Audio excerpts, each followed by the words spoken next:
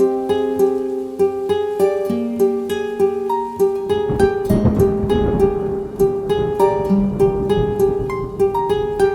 تنگه تو چرا نیستی؟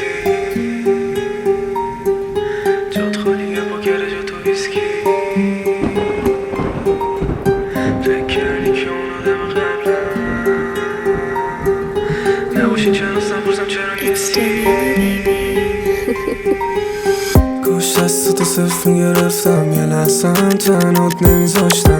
کاش میزدم بیرون از خونه وقتی که دلت تکرم خونه. حیفان فقط میکردیم دواتش نمونده بود عشقی، اما اینا همش به خاطر دوریه. کنارمی چرا فکر کردی زوریه؟ آره بودم فقط من بد روز به روز میشد بدتر. پیدا کردی یکی بهترم، من کاش بودم بهتر قبلم. دلم تنگه تو چرا نیستی؟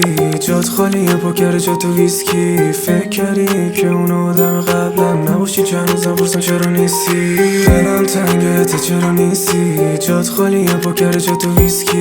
فکر کردی که اون آدم قبلم نباشی، چند روز نپرسم چرا نیستی. هی اصلا نمیگم برگرد، هی نباش بگیرم مثل قبلم. منی که هنوز سیف دارم اتمدم، یه حالی بپرسه این آدم بد منو یادته؟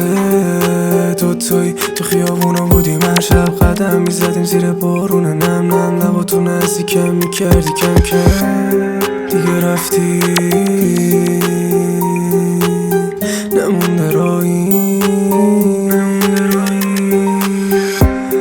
مثل قبل نمیدی جوابی.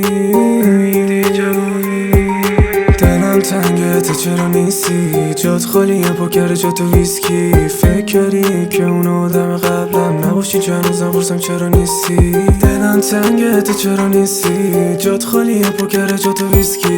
فکر کردی که اون آدم قبلم نباشی، چند روز نپرسم چرا نیستی.